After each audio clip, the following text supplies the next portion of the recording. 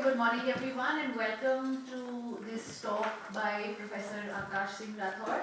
And this is also the first event of our new center, which is called Center for Social and Political Research. So I welcome you all here. And as some of you know, this center is completely aims at having interdisciplinary conversations and research on politics and society across disciplines. So sociology, anthropology, political science, political theory, philosophy. So our purpose really is to bring together people across the campus. We've started this center as part of the School of Liberal Arts and Humanities, where the three of us are based. But the idea is to promote these conversations across the university eventually. So I really thank you all for being here today. So without much ado, I think we should start our talk. I'll hand over to Professor Krishnaswamy to introduce our speaker for today. Welcome to our first talk and event at CSPR. I'm really delighted to have Akash Singh Rathod here to thank you. To come and give us the inaugural talk, so to speak, of the center. Because I, so to speak, discovered his work a couple of years ago, and I found that he could talk pretty much on a very wide range of topics, either it was Indian political theory or Western philosophy or Plato. And I thought, here's a person who's doing a lot of interesting work, and I thought some of us should get a chance to hear what he has to say and listen and exchange ideas. So we were just having a conversation just before entering, and he was saying that he's going to talk about dignity and how he's going to compare, and I don't want to give too much away. He's just going to talk about dignity and how it's related to Kant, and what did Ambedkar have to say, and what are the linkages, if there are, between Kant and Ambedkar. So without taking up too much time, I want to give the mic over to Akash. So while this is being sorted, I'll just, I brought a couple of flyers. One of them about a book series, which I thought the community here might be interested in. It's a series, the title of which is Ethics, Human Rights, and Global Political Thought. And we've published, I think, 12 volumes now in this series on works that intersect in political theory, philosophy, and jurisprudence to some extent. And now that I have seen, I've been working on this series for, I think, 10 years. And it took me by surprise when I saw that we've published so many works. I thought, wow, this is quite a collection that I think students in a lot of interdisciplinary departments might like to know about. And since access to information is always an issue, plenty of people are doing plenty of things, but we don't know who's doing what. I thought, since Rutledge is paying for it, might as well have those. Yeah. Shall I just, can you hear me? Yeah, so I'll just start as is then. Anyway, I'm used to teaching in a room with fans going so fast that you have to scream over them, so it should be okay. So thanks so much for the invitation. This is my first time at Jindal, and it's really a pleasure to be here to speak to you. Now, Dr. Krishnaswamy mentioned that I write on a number of different topics, different fields. I have formal academic training in three different disciplines, so in law, political science, and philosophy. And as a consequence, I never was responsible enough to give up one or the other and just work in one. So I move around. But what that means is, and as any of you who are working on larger texts or research papers know, that the way you generate something like a paper or a chapter or a book is first brainstorming and going very wide. And then you try to see the connections, the coherence, see if you can come up with a hypothesis or a working thesis. And then you read more, you discuss with people, you argue, debate. You figure out what coheres, what makes sense, what's viable, what's interesting. You start to narrow down, you produce a draft, then you go out often on occasions such as this, and you discuss these drafts, and then you get feedback, and then you go into writing for the final result. Now, generally, people sitting in a chair like this in front of an audience of scholars is near the end of that, so what you get is a coherent account. Unfortunately, today, you're at the beginning of that. So what you're going to get is more of a sense that I'm trying to make of a neglected concept. Neglected not so much internationally, because there's a lot of work on the concept of dignity from a philosophical point of view, from a theological point of view, from a juridical point of view. But within India, it is very, very limited. In fact, the only person, I think, of note who's really made an impact on this is one of your faculty members, Preamble Barua, who's not here today, is he? He has? I was hoping I brought a book for him. So I think you're privileged to have probably India's foremost expert on the adjudication of the concept of dignity. Preetham's work is absolutely amazing in this respect. Now, I don't want to repeat the ground that Professor Barua works on, how to adjudicate a difficult concept like dignity. Rather, I want to do a kind of work which I think that Preetham possibly mistakenly believes has already been done. And that gets me into the substance. Essentially, the concept, the idea about the concept of dignity is that it is some continuous notion that had emerged, let's say, popularly people say, in Cicero, and then took a kind of arc, and then over this 2,000-year history, suddenly landed in the Indian Constitution. Even the way that Professor Barua writes on this is indicative of this conception, and I want to say misconception. So I'm just going to read you a paragraph from Professor Barua's text. So for the present purposes, that is his paper on the adjudication of the concept of dignity. For the present purposes, a summary of this history is uncontroversial. Panaetius of Rhodes and Cicero coined the Latin term dignitas hominis, or the dignity of man, in Stoic anthropology. The term denoted status attached to an office, rank, or personality that evoked respect. Cicero defined the term dignity as someone's virtuous authority, which makes him worthy to be honored with regard and respect. Use of the term was extended to the Roman people, the government, the state. Cicero also referred to the term human dignity, which he claimed resided in human nature by virtue of the rational capacity of human beings.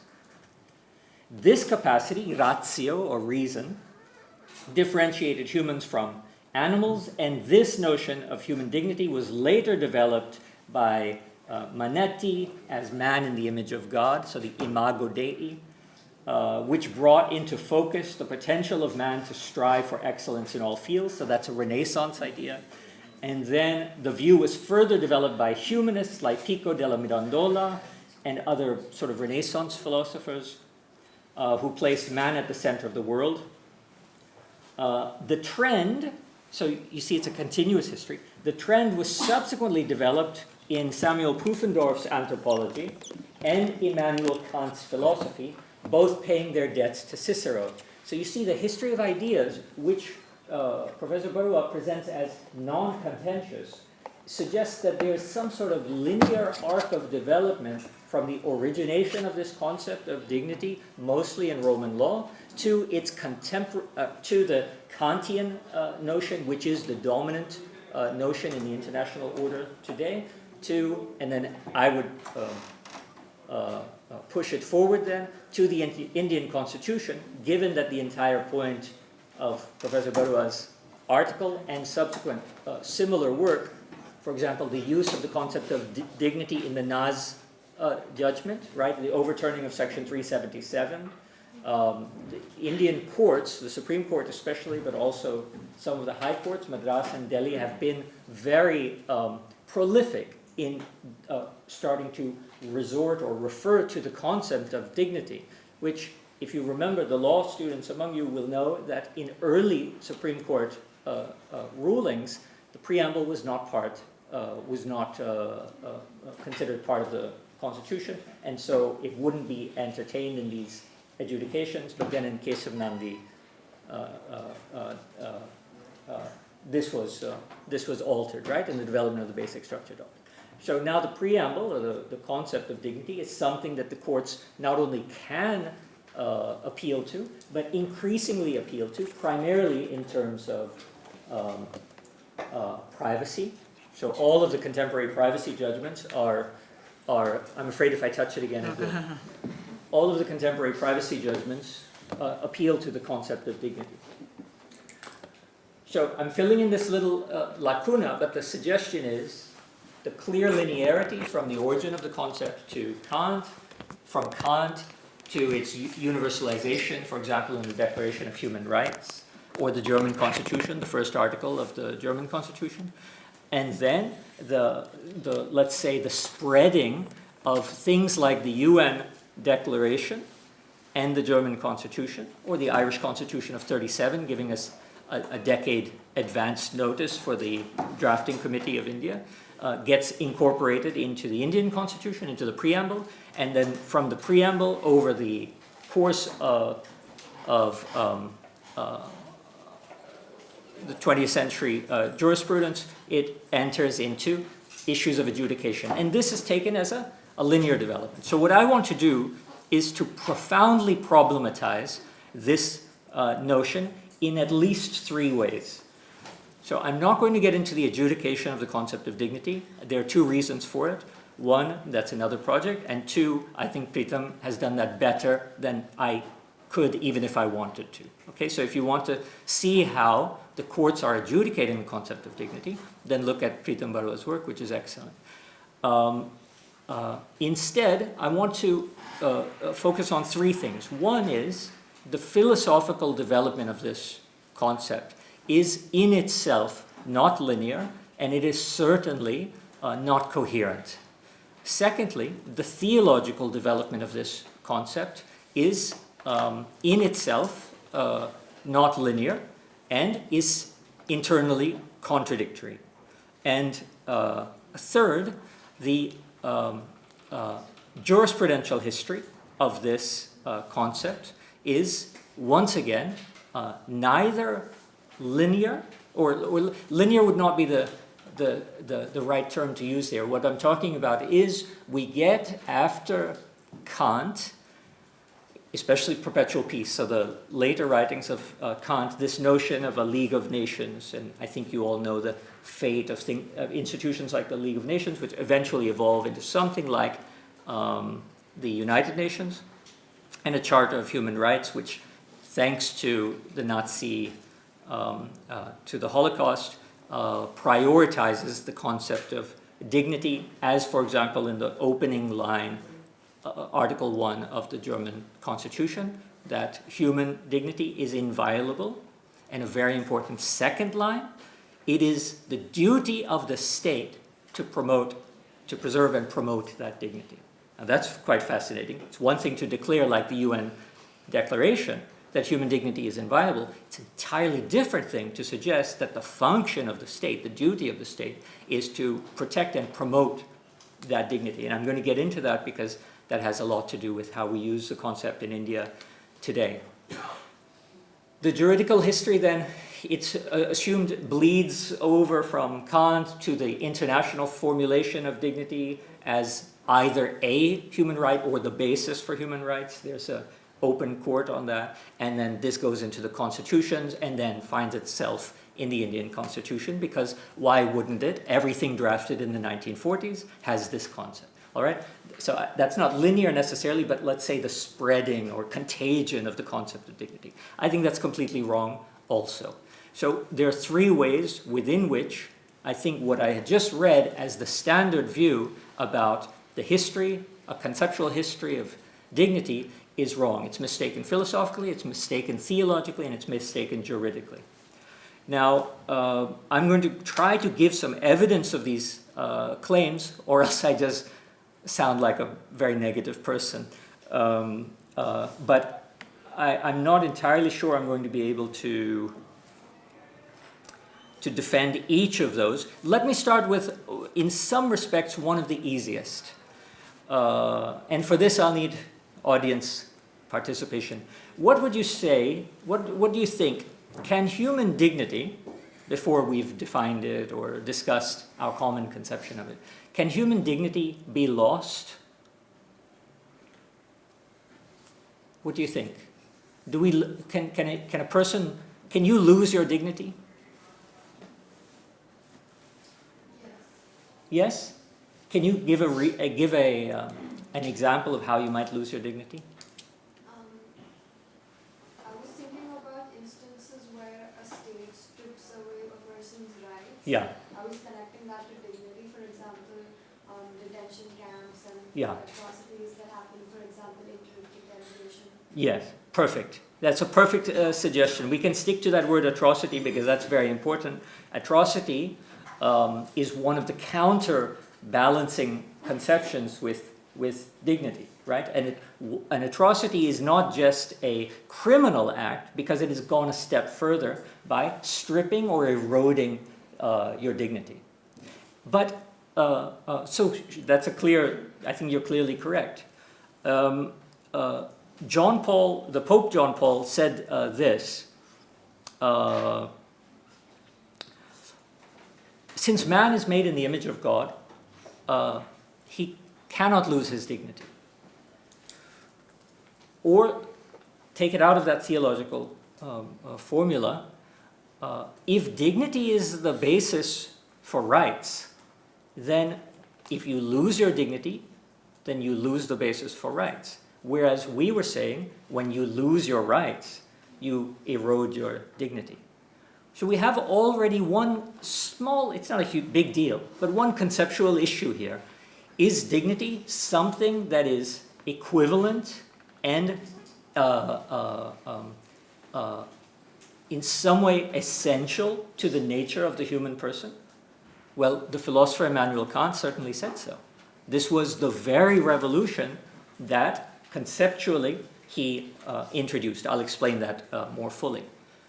And yet we have another conception when it's put into practice that, yes, dignity is in some way an essential feature of the human person, and yet in practice it can be degraded and you can lose it.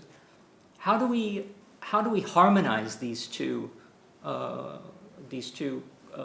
contentious viewpoints? Well, speaking in terms of the theology as such, one of the greatest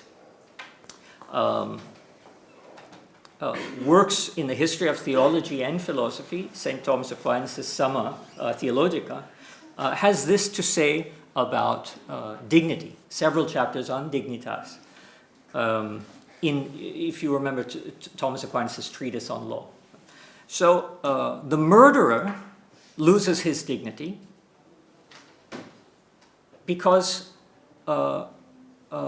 dignity derives from man's being created in the image of God, and the imago, that image, is man's rationality, and the murderer, by committing an act that is irrational, has now lost his dignity.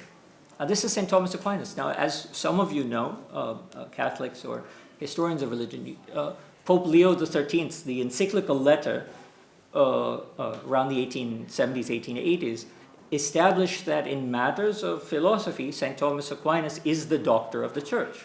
So priests were instructed, if there's a philosophical dispute, you turn to Aquinas, and he is the doctor of the Catholic Church. And yet, Pope John Paul says, man cannot lose his dignity, but the doctor of the Catholic Church says man can lose his dignity.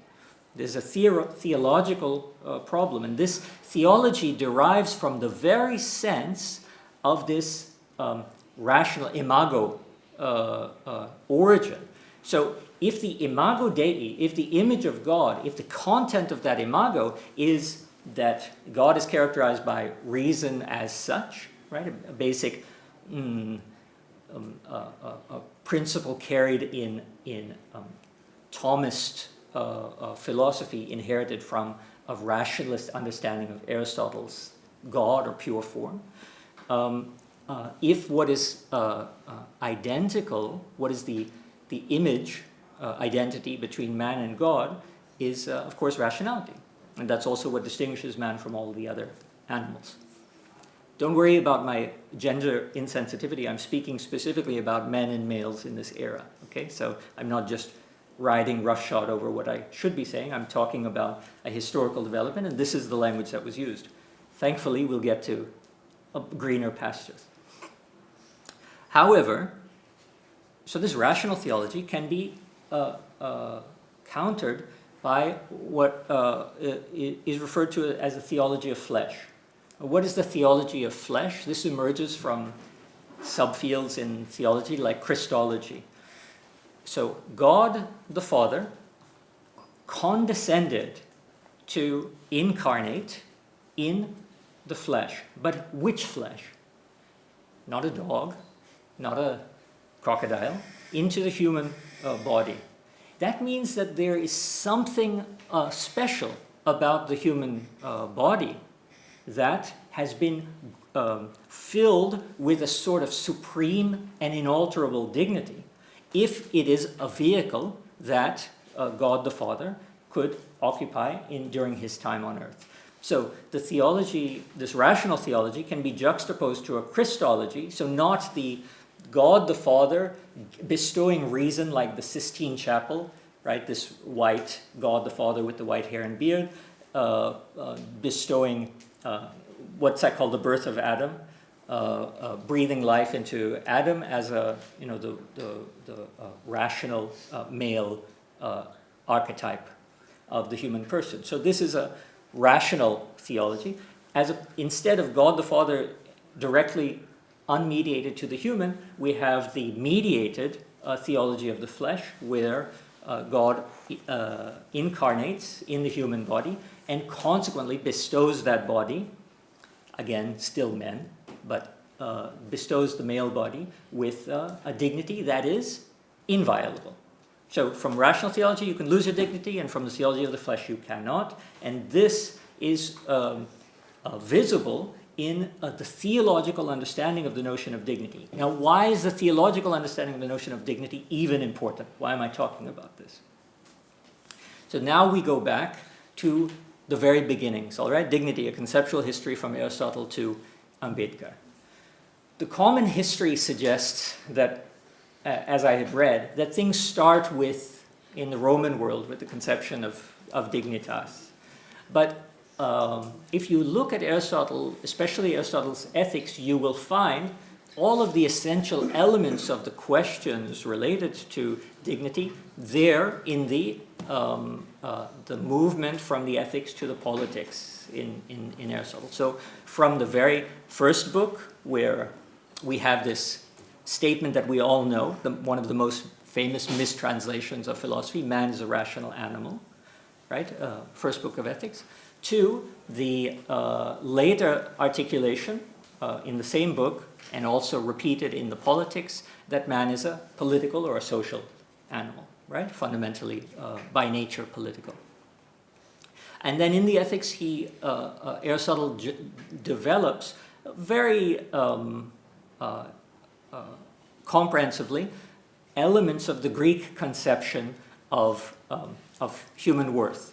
So what does it mean to be human, and how do you exercise your human potential in a way that is that allows the human potentiality to flourish to its most fullest fulfillment?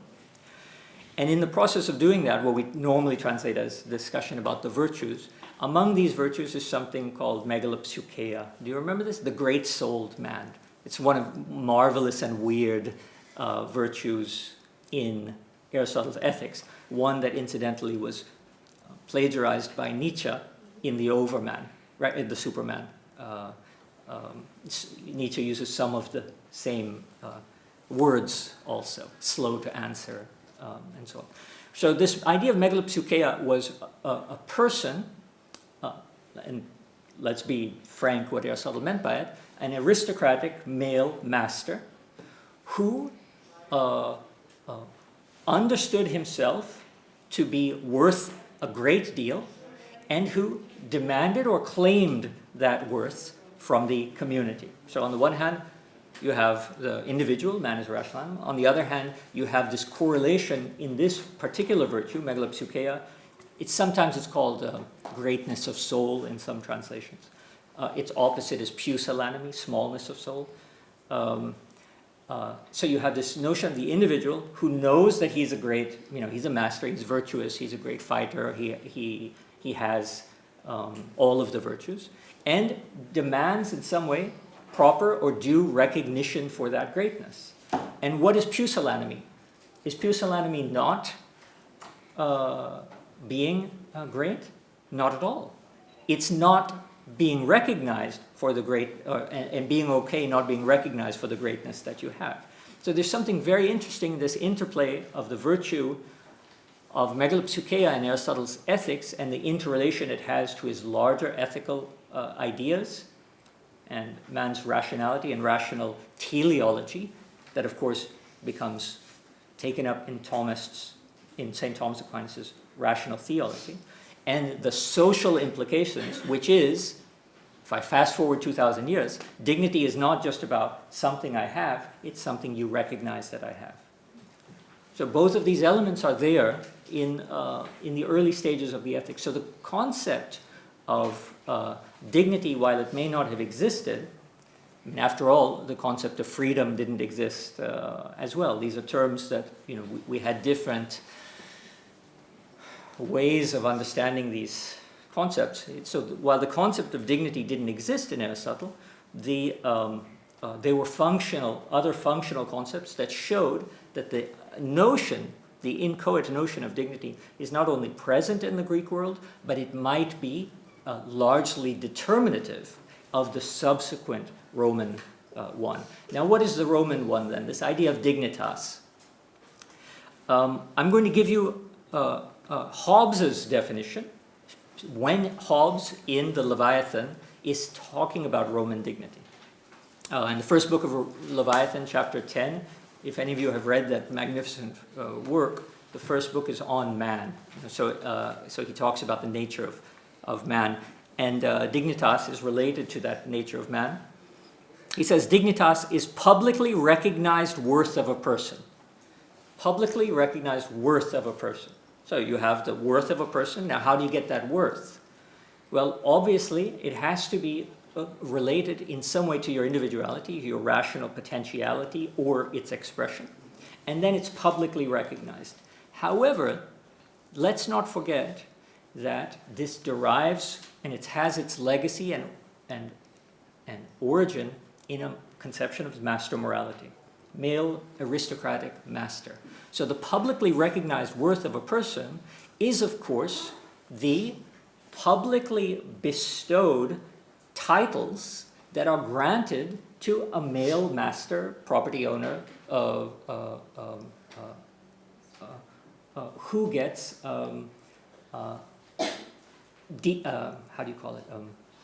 recognized for his position. And what are those recognitions called? They are called dignities. So the dignities in this era were titles bestowed on aristocratic men in recognition of their great achievements. Just like the wreaths were put on Olympian victors, again, always aristocratic men, as a public display of their achievement. The wreath can be called as a dignity. So these dignities that are bestowed. Now this has a political significance because the dignities that were bestowed in Rome were very specific. If you've read any of the histories of the Roman Empire, Livy or Gibbons or whatever, you know that people are always jostling and vying for positions. These positions are called dignities. I'm going to fast forward again very quickly. If you look at the Constituent Assembly debates in India, and you look at the juridical history of the use of the concept dignity prior to Kesavananda Bharati case, so prior to the, let's say throughout the 50s, 60s, 70s, what you find is the word dignity is used exclusively and only for the president, for ambassadors, and for the judiciary. In other words, this old conception that dignity is an indication of the pomposity, recognized pomposity of office that ought not to be degraded, this was the concept that has been dominant in India. And it's a concept that has its history not in a linearity of development from the Roman to the Kantian, but in a rupture. Now, what do I mean by that rupture? So if in Rome, dignitas is a kind of bestowing of privilege or of honor and always on to some aristocrat by nature of his distinction to everybody else, and if in ancient Greece, the man of virtue, the man of the most perfect virtues, the megalopseukeia, the flourishing Aristotelian master, is recognized for not because of traits like equality, I mean, no such thing at that time, but rather distinction. What separates me from you? What separates me from you is my virtue, is my distinction, is my dignity. Rather than a seamless conceptual history like that, what we get is, as you can already imagine, the complete overturning of that understanding. Our conception of dignity, which you had alluded to, is that it doesn't come to me because I'm a man. It doesn't come to me because I'm a master man, because of certain class or caste. And it doesn't come to me because of achievements that I happen to have made, of kind of virtue ethics consequence. It comes to me by the nature of being a human person. Where did that concept come from? Well, the theology of it. Remember that earlier theological. So the theology clashed with the legal and juridical history of this concept, which is captured in the philosophical history, and created the opportunity for seeing dignity not as a consequence of exception, of distinguishing myself, but as a basic, essential aspect of being a person. So philosophy and law were knocked out of their natural course of trajectory by a basic theological principle, which also gave us the history of the concept of equality, right? What you have in Semitic religions or in Islam and Christianity, which is what? All persons are equal before God. Now, no person was equal before man, right? That's been the long history of our planet. But theologically, all persons are equal before God. And slowly, this theological conception or content of equality started to battle with the political and juridical conception to produce the hybrid that we have today. Something very similar is going on with dignity, except that the concept of dignity in theology is itself internally contradictory. So it's not one conception like equality that interrupts a linear development of the concept of equality in law and politics. It is simultaneously competing theological conceptions that get mixed up with simultaneously competing philosophical and juridical conceptions. What this amounts to is, for example, the complete impossibility of understanding philosophers like Leibniz when they say passages like this in monadology, dignity may compensate numbers. Now, it's funny because when you read books on the history of the concept of dignity, Leibniz is often rallied into this linear trajectory. Dignity may compensate numbers. But let's look at it from an anachronistic way. In the 20th century, in works like Rawls's Theory of Justice, you remember, or I hope you know that part of his motivations was precisely the degrading of the human person that is a possible consequence to utilitarian conceptions. So in utilitarianism, according to this, let's say, straw man version, although I don't think it's a very straw version, I can sacrifice, or let me be the victim since. Right? So you can sacrifice me if it satisfies certain conditions, right? Greater good for the greater number, whatever that good is, pleasure and avoidance of pain, what have you. But basically, I'm pliable, my person is pliable to that norm or principle, which is very different from the norm or principle being that my dignity is inviolable, or my person is inviolable.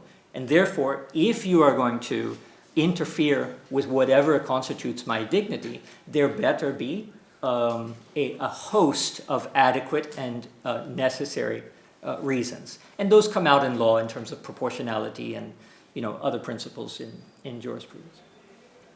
So the basic idea is that we've known about a struggle between, let's say, the worth of a person and the utility of the person, the value, inherent value of a person, or the relative value of a person.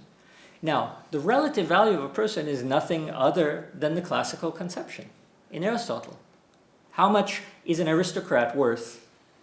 Well, obviously, several hundred slaves, at least 5 women, and who knows how many, you can tabulate this, and these barters have been made in the history of our nations, right, and interrelations. But the conception that the human person is not an exchangeable commodity is what? It's our norm today, right? It's our norm institutionalized in transnational, international, and law and national constitutions. So where do we get this change? Some people say there's been, one linear history and read Leibniz into it. But dignity may compensate numbers. What I'm suggesting is that the normal reading of this passage is that numbers are not important, dignity is important. So, the greatest good for the greatest number is not important, dignity is important. I don't think that's Leibniz's conception because he's writing in 1650, 1660, 1670. Rather, it's the aristocratic conception. Dignity can compensate numbers. So all of the hoi polloi, the mass, they mean nothing compared to some aristocratic master like myself. When do we get, then, this alternative conception, this rupture, this break? I think it's very clear that we get it in Kant. If you do a Google search, Google Graph, that tool, and you type in the way that the usage of dignity has occurred in everything that is there on Google, you find the usage of basically the church usage as being the one that dominated until around the 1750s. So what I'd read from Hobbes, publicly recognized worth of a person, that's 1651.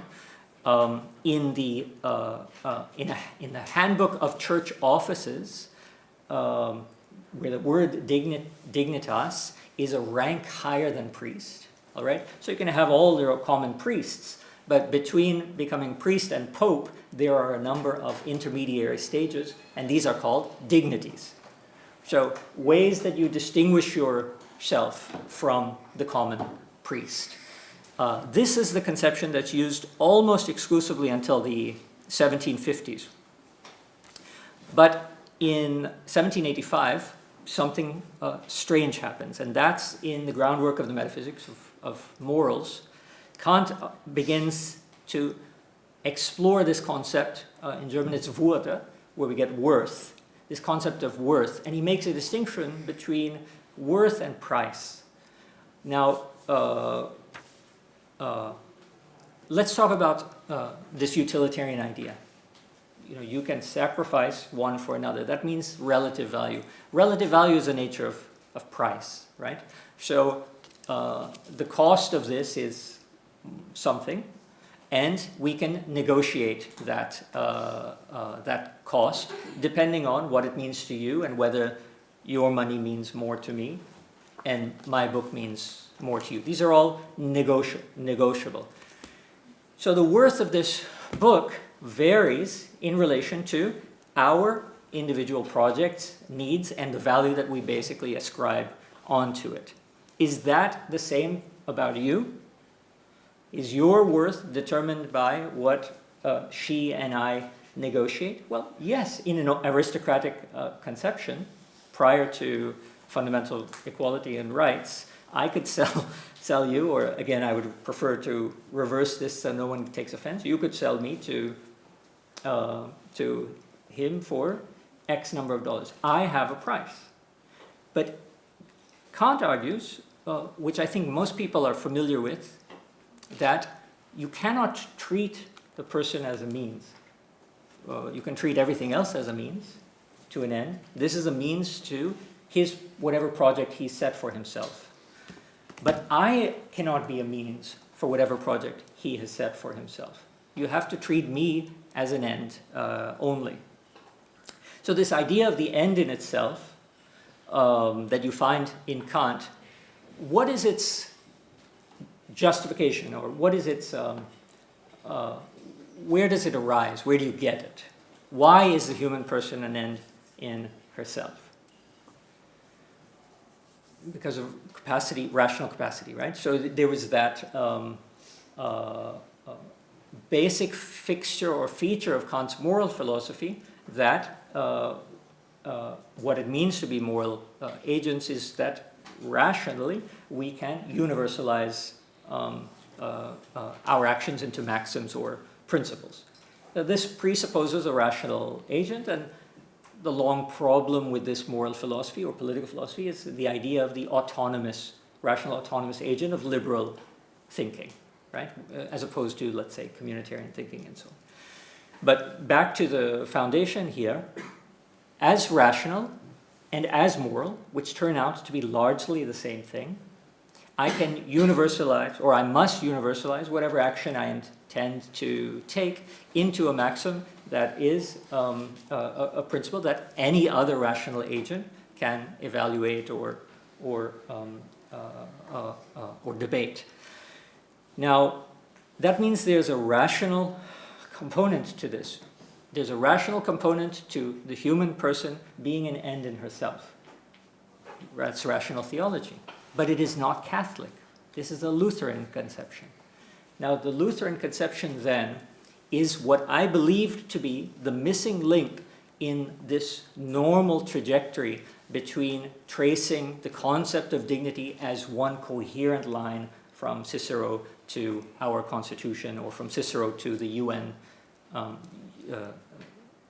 UDHR, or the Charter. Charter also mentions dignity in 45, or the UDHR in 48, where it becomes very prominent.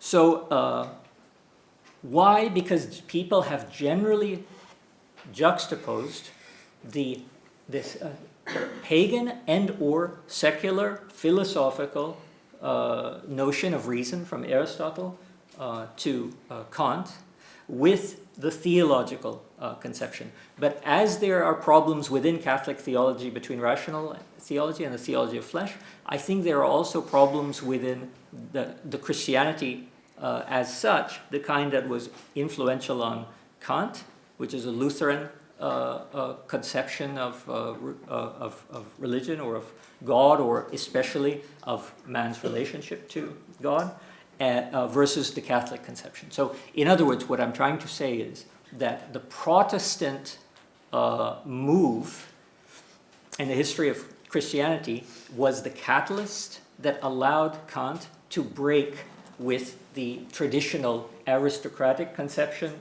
of dignity as a concept of difference or aristocratic worth, into the universal conception as the essence of the human person. So that's an internal debate. Maybe I shouldn't have spent a couple of minutes on that point. But what I'm trying to suggest to you is that this supposed or alleged linear history can't make sense of why Kant is so different from Leibniz and Hobbes and everyone who comes before.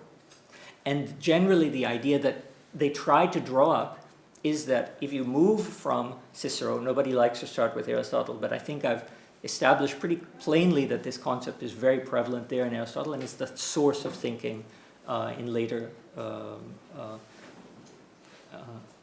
Roman and especially Renaissance thought. If you understand that this is a history that is jostled quite significantly, we have to understand what was it that allowed Kant to break with that history. People say, well, the Renaissance, because in the Renaissance, as I had read from Professor Preetham's paper, this capacity, ratio, differentiated humans from animals, and then humanists like Pico della Mirandola and the Renaissance people who placed man in the center of the universe started to celebrate human possibilities, and that trend gave rise to Kant. That is completely false. Why? Because what Pico de I can never say his name, Mirandola and the Renaissance philosophers were doing were not saying that that dignity is a prerogative of the aristocrats. What they were focusing on was that human potentiality is infinite and almost godlike. So if you remember that passage from Hamlet, do you remember that? I don't remember the passage, how wonderful is man in form so like a god. Do you remember this soliloquy of Hamlet?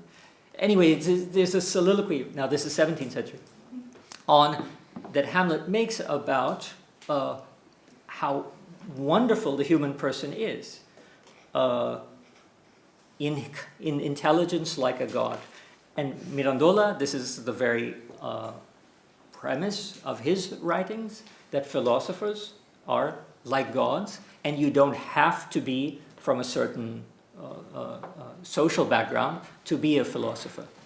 But this is a very far cry from the universalization of the concept of dignity as being the essence of the human person.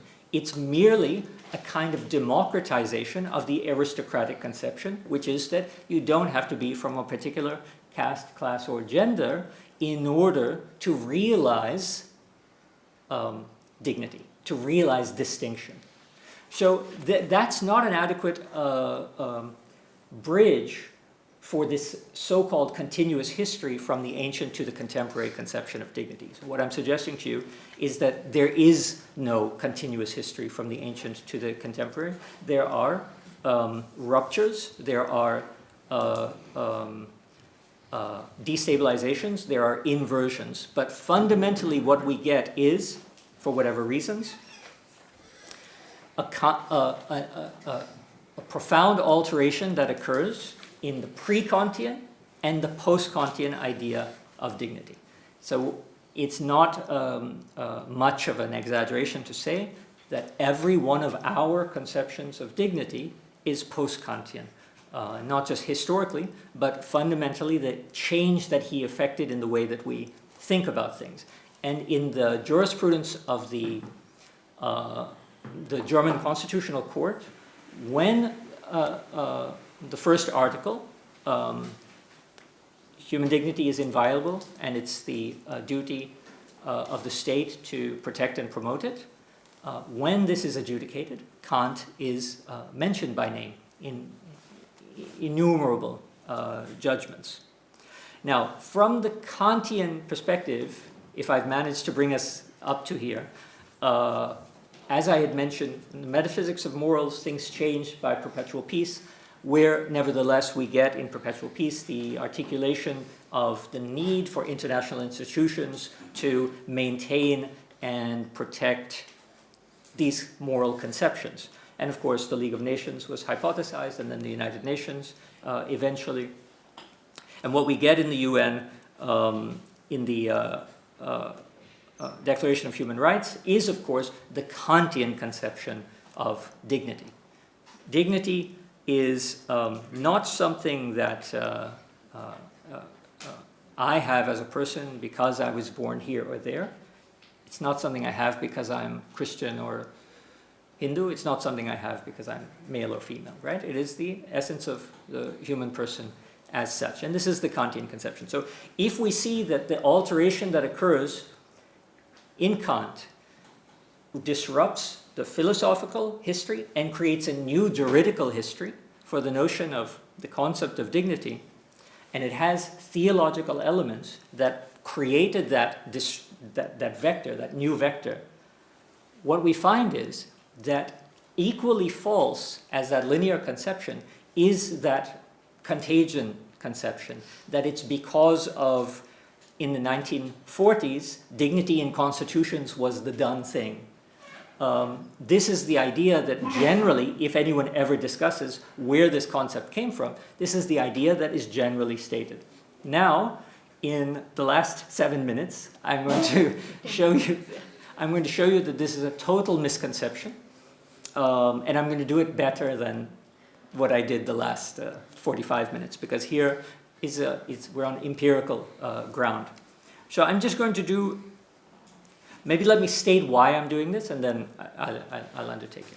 My argument is that the way that Kant disrupted the philosophical and consequent created a new juridical history of the concept of dignity at the international order was done by Ambedkar in the Indian context. So there was a philosophical and social legacy or use of this concept of dignity. And we have in Gaurav or Izzat, we have plenty of manifestations in vernaculars related to the concept of dignity. There was a use within Indian social and political language and discourse. And Ambedkar effected a disruption of that use and put into play a new juridical history. And as I had mentioned, once dignity is in the preamble, the subsequent history of the Constitutional Court is first not to touch it, but after the 1980s to start to adjudicate it. And in the very judgments, like let's take the Nas Foundation, if you remember, one of the interesting aspects that's discussed was constitutional morality and Dr. Ambedkar. What is not mentioned is, of course, the introduction of the Ambedkarite concept of dignity, because, and this is work for a new lecture, because we have, since Dr. Ambedkar's role in the introduction of dignity into Indian philosophical and juridical history has never been articulated, we have never deployed dignity as such in terms of issues related to atrocity or to other standard areas of discussion of caste in India in the juridical forum. So strangely, privacy has taken up the concept in a big way, but questions of caste, the courts are silent on this use of dignity. Now I'm going to read you. Are people familiar with the drafting of the Constitution? So very, very rudimentally, is that a word? You know what it means.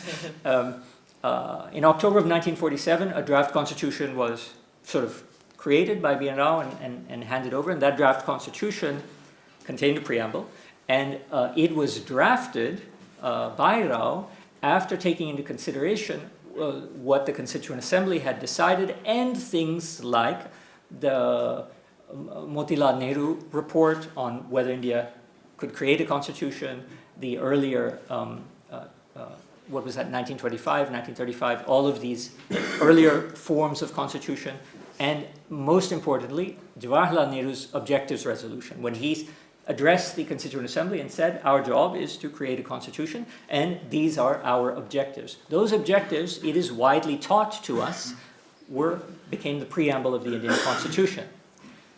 False. Okay, now here's the preamble of the Indian constitution that B.N. Rao had created after the Constituent Assembly asked him to draft it.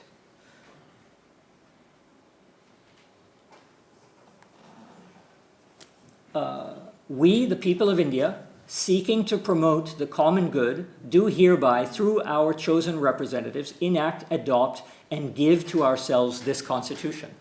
That is the preamble. That draft was handed over to the drafting committee, and on August 30, Ambedkar was appointed or elected as the chairman of the drafting committee. And then they began, the drafting committee's job was to take this draft and take the objectives resolution of Nehru's instructions that this is what you're supposed to do, and take what the Constituent Assembly had already stated, this is what we are going to do, and to create a constitution out of that draft. So the drafting committee met 42 days, on 42 occasions, and it started on October 27, the very first meeting, 1947. The first thing they did was to say, we're not going to discuss the preamble. And it's very interesting, and I'm trying to figure out why that is the case. There's not enough information. The minutes are available, but they're not complete. Now what happens is 39 days later, all right, they only met 42 times to draft this constitution. 39 days later, the preamble comes up. Dr. Ambedkar says, so you remember the draft preamble? He says, this should be the preamble on February 6, 1948. And I want you to pay attention to the language. We, the people of India, okay, I'm going to skip that. You know the liberty, equality, fraternity. Fraternity, assuring the dignity of every individual without distinction of caste or creed. The original conception of the reason for introducing the concept of dignity into the preamble of the Constitution is completely consistent with what we know to be the life work of Dr. Ambedkar, which is to ensure that equality is substantive and not merely formal. Right? So we have equality before the law, that's fine. But what do we have in practice? You know, social exclusion, atrocities, and all of these issues. So this is February 6th. Dr. Ambedkar handwrites this clause, assuring the dignity of every individual without distinction of caste or creed. He hands it to the drafting committee, and he says, let's substitute the preamble that I had read for this. The drafting committee is taken by surprise.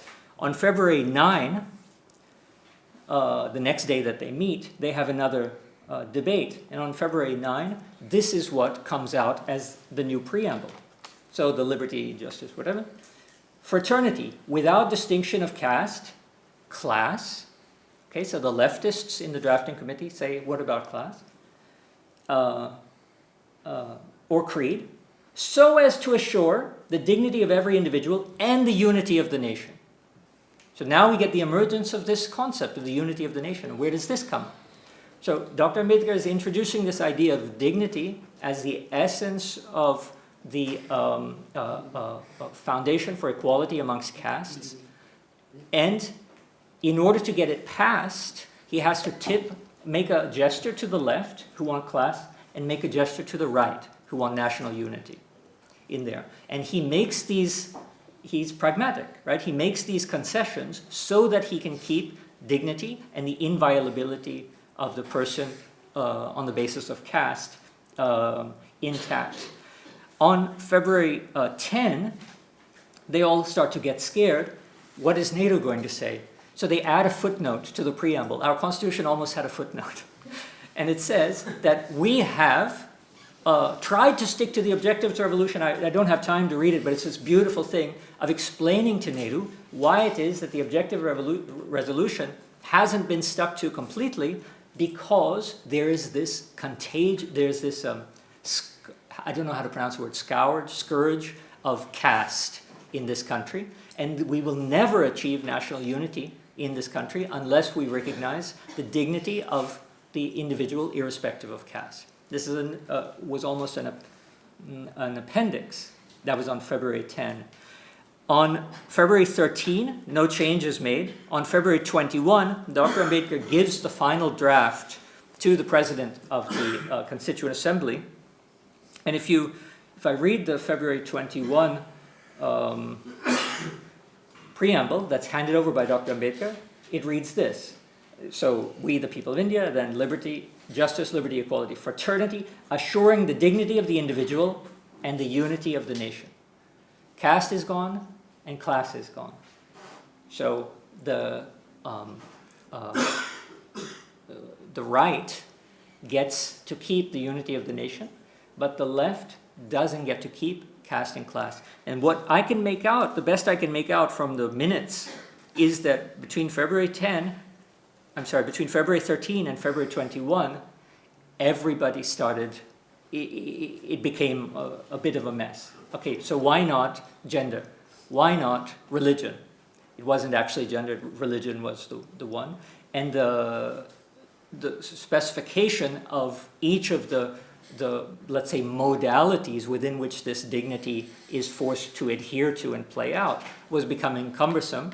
And Dr. Ambedkar decided, all right, we already have the clauses 14, 15, the equality clauses. So what we're going to do is keep fraternity, assuring the dignity of the individual and the unity of the nation. Now, that's February 21. If you go to then what's handed over in 1949, it's the same thing. 26 November, fraternity assuring the dignity of an individual, unity of the nation, until the 42nd Amendment, when unity of the nation was supplemented, augmented by the integrity of the nation. But all along, this notion of dignity has been there since Dr. Ambedkar introduced it surreptitiously on February 6. Now, what I'm trying to argue, so I think that it's clear how this has played out, that the concept of dignity introduced in the preamble now has its juridical history, but due to the dropping of the term caste, its juridical history in our country has not employed the concept of dignity in relation to caste, which is the very reason that Dr. Ambedkar put it in. However, it has been useful in our rights to privacy, in our a right to love, as it's put, the abolition of Section 377, and it does continue to take center stage in contemporary constitutional jurisprudence. But what we see is that what Dr. Ambedkar was doing was not grabbing dignity just because everybody was saying it, like the Irish Constitution or the German Constitution. He was appropriating the concept of dignity in order to address a specific social evil in India, which, if you remember, when he hands over the Constitution in 1949, he states that, if we don't address this, we're going to have a palace on a dung heap. And so dignity functioned for Ambedkar to ensure that dung heap, should become soil worthy of a constitution that recognizes the inherent feature of dignity of every individual, irrespective of caste. All right, thank you. Finished.